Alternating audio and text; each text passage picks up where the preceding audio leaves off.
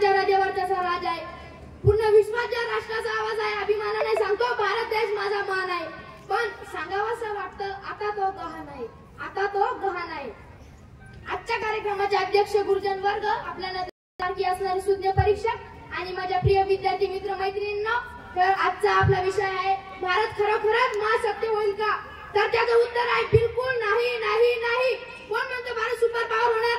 कारण भारत देशात चोहीकडे भ्रष्टाचार, जातीयता आणि इक्वॅलिटी म्हणजे विषमता, शेतीविषयी चुकीचे धोरण, बेरोजगारी, सीमावाद, वाढती महागाई या मुद्द्यांद्वारे मी आपणास पटवून देणार आहे की भारत देश कधीच महाशक्ती होऊ शकणार नाही.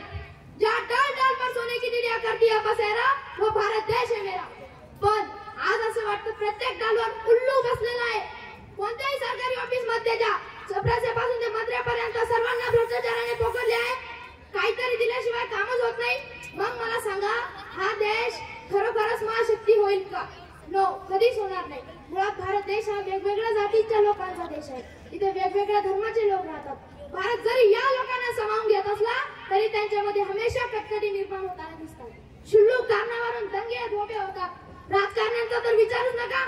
या शहराचे नाव बदल, या शहराला नवे नाव दे, या पक्षाचे नाव बदल, याचा झेंडा काढ, त्याचा झेंडा काढ. अरे हे काय चालू आहे? मला तर वाटतं भारत देश राजकारण करण्यात मशगूल आहे. असा हा देश खरोखरच सुपर पॉवर होईल का? माझा दुसरा मुद्दा आहे भारतातील आर्थिक विषमता, इकॉनॉमिकल अनइक्वॅलिटी. भारतामध्ये सर्वात जास्त श्रीमंत, सर्वात जास्त गरीब या दोन्ही प्रकारचे लोक राहतात. त्यामुळे त्यांच्या मनात एक प्रकारची दरी निर्माण झाली. भारतामध्ये टोकाची आर्थिक विषमता वाढल्यामुळे भारत देश सुपर पॉवर बनण्याऐवजी सर्वात गरीब देश म्हणून ओळखला जाईल, असा ऑक्सफर्मचा रिपोर्ट आहे. सांगायचं तात्पर्य असं आहे की भारतात जो श्रीमंत आहे तो अधिक श्रीमंत होतो आणि जो गरीब आहे तो अधिक गरीब होतो. असा हा देश खरोखरच महाशक्ती होईल असे तुम्हाला वाटते का? भारतामध्ये 1% लोकांकडे देशाची 40% संपत्ती आहे. असे का? काही लोकांच्या कुत्र्यांना खाण्यासाठी बिस्किट आहे, काही लोकांना एक वेळचे जेवण देखील नाही. असे का? याला कोण जबाबदार आहे? काही लोक भरजरी प्रतीचे कपडे वापरतात, काही नन्नाकडे फिरावे लागते. आमच्या देशात मी तुम्हाला खचित सांगतो, जोपर्यंत भारतात इक्वॅलिटी होणार नाही तोपर्यंत भारत महासत्ता होऊच शकणार नाही. तुम्ही सुपर पॉवर होणार आहे तुम्हाला पडलेला दिवा स्वप्न आहे. चुकीच्या धोरणामुळे संपत्ती एक बनली जात आहे. असे चालू राहिले तर महासत्ता होण्याऐवजी क्रांती झालेली पाहायला मिळेल. भारत देशाच्या अडचणीतून अजून एक अडचण म्हणजे व्यवस्था. भारतीय माणूस हा जाती धर्माच्या डोंगरावर उभा आहे. इथल्या अनादी काळापासून चालत आलेल्या जाती धर्मांमध्ये आम्ही एवढे घरपटून गेलो आहे की आमच्याच प्रगतीला बाधा निर्माण झाली आहे. चांगलं झालं तर देवाने केलं अशी आपली भारतीयांची भावना आहे. सर्वस्वी देवावर अवलंबून असल्याने इथले माणसं काहीच काम करत नाही. दर वर्षाला कोट्यावधी मुलं डिग्री घेऊन कॉलेजमधून बाहेर पडतात, पण त्यांच्या हातात काहीच काम नाही. भारतामध्ये सर्वात जास्त सुशिक्षित बेरोजगारांची फौज निर्माण झाली. म्हणून म्हणतो भारत महासत्ता होणार हे सध्याचे भ्रम असून भारत आपल्या मूलभूत धोरणात जोपर्यंत बदल करत नाही तोपर्यंत भारत महासत्ता होऊच शकत नाही.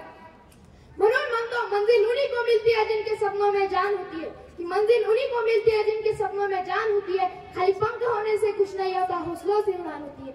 आता चौथा मुद्दा आहे शेतीविषयी चुकीचे धोरण. एक काळ होता भारतात सोन्याचं धूर निघायचं म्हणे, पण आता आपण बघतो सोयीकडे शेतकऱ्यांची आत्महत्या, शेतकऱ्यांच्या मालाला काहीच व्यवस्थित भाव मिळत नाहीये.